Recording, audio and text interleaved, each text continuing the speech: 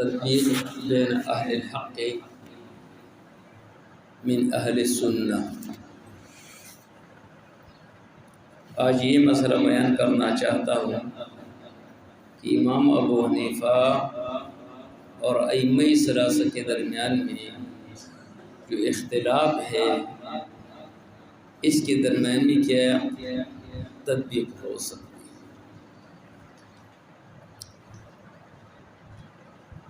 امام ابو حنیفہ رحمہ اللہ نے اصل ایمان کی تعریف کیا اور ائمہ ثلاثہ نے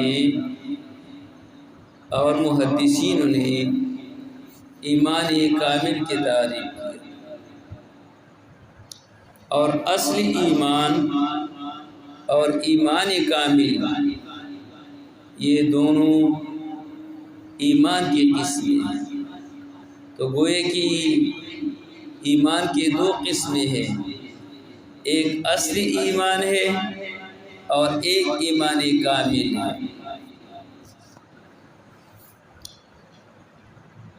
ایمان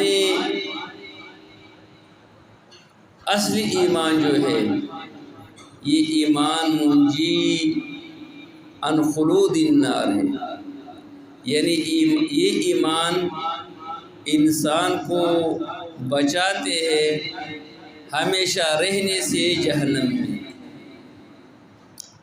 اور ایک ایمان منجی عن دخول النار ہے، وہ ایمان جو انسان کو جہنم میں داخل کرنے کو یعنی داخل نہیں کر دیتے ہیں۔ تو امام ابو حنیفہ رحمہ اللہ نے اصلی ایمان کی تعریف کیا جو وہ ایمان منجی عن خلود النار ہے۔ اس ایمان کی وجہ سے انسان جہنم میں ہمیشہ نہیں رہ سکتے ہیں، جہنم جا سکتے ہیں لیکن ہمیشہ جہنم میں نہیں رہ سکتے ہیں۔ اور ائمہ ثلاثہ اور محدثین نے جو ایمان کی تعریف کیا وہ ایمان کامل کے ہے، جس کی وجہ سے انسان جہنم جا نہیں سکتے، آئیڈل ایمان ہے۔ تو گوئے کہ ایمان کی دو قسمیں ہیں، ایمان کامل اور ایمان اصلی ایمان۔ تو ان دو مسلکوں کے درمیان میں اختلاف تضاد نہیں ہے، یہ اختلاف تنوعی ہے، یعنی دو نوع ہے ایمان کے۔ ایک عالم نے ایمان کی ایک نوع کی تعریف کیا اور دوسرے عالم نے ایمان کی دوسری نوع کی تعریف کیا۔ جس طرح روزے کی کئی انواع ہیں، ایک نوع اس کے فرض ہے، ایک نوع اس کا نظر ہے، ایک نوع اس کا نفل ہے، ایک نوع اس کا قضاء ہے، یعنی مختلف انواع ہے روزے کی۔ اسی طرح نماز کی ہے، کئی انواع ہے، نماز صلات جو فرضی نماز ہے،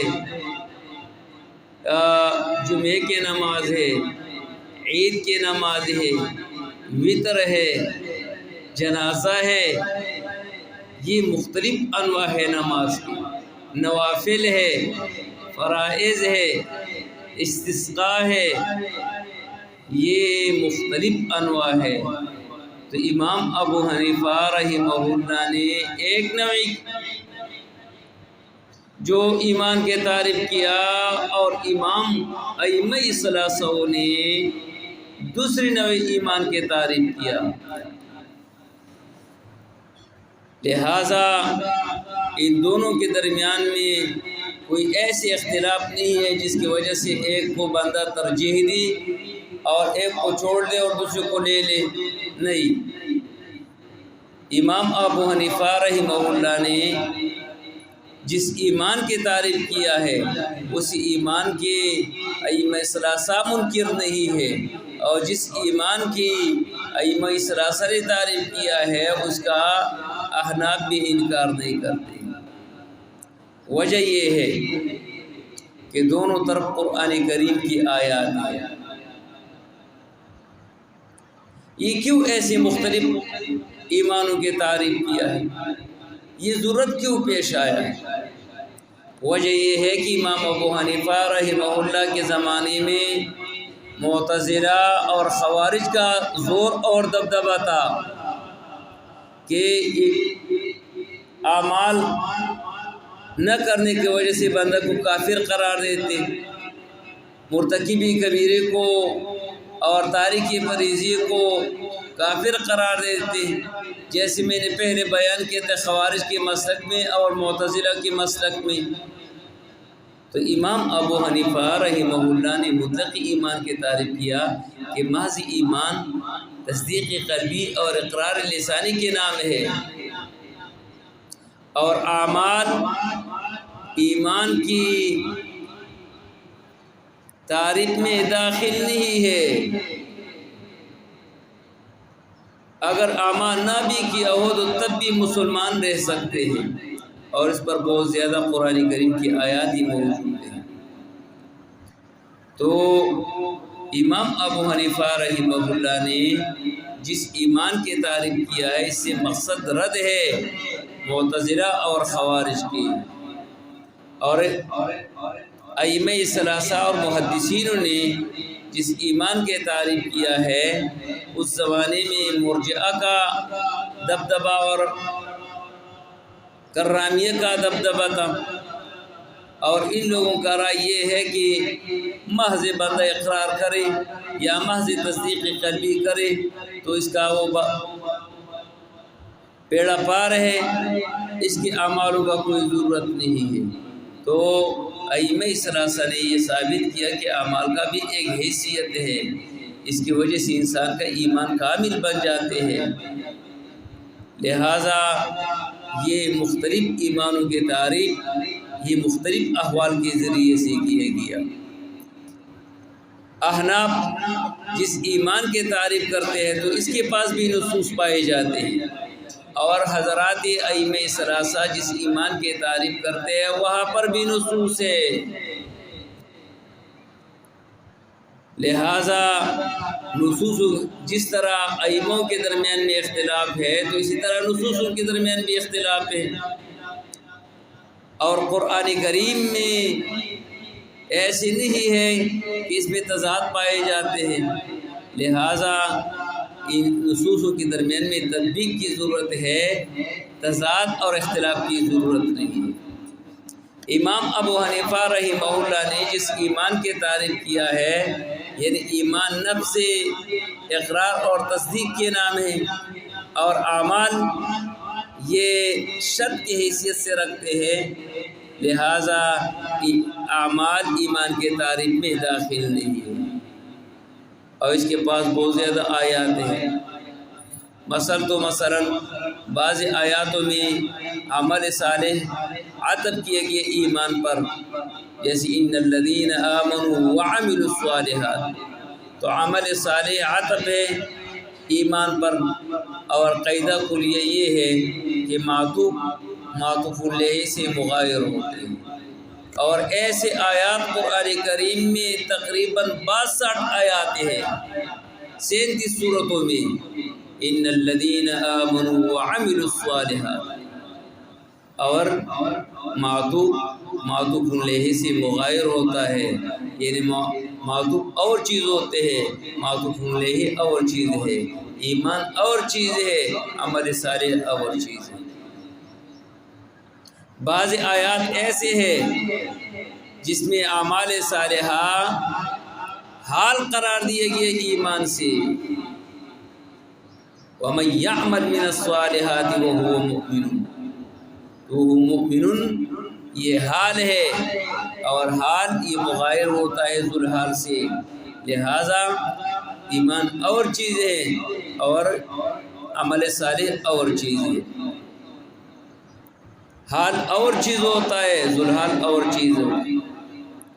بعض آیات ایسے ہیں جہاں پر اعمال صالحہ یہ شرط قرار دیا، یعنی ایمان شرط قرار دیا قبولی اعمال صالحہ کی نہیں، ایمان شرط قرار دیا گیا اعمال صالحہ کو قبول کرنے کے لیے۔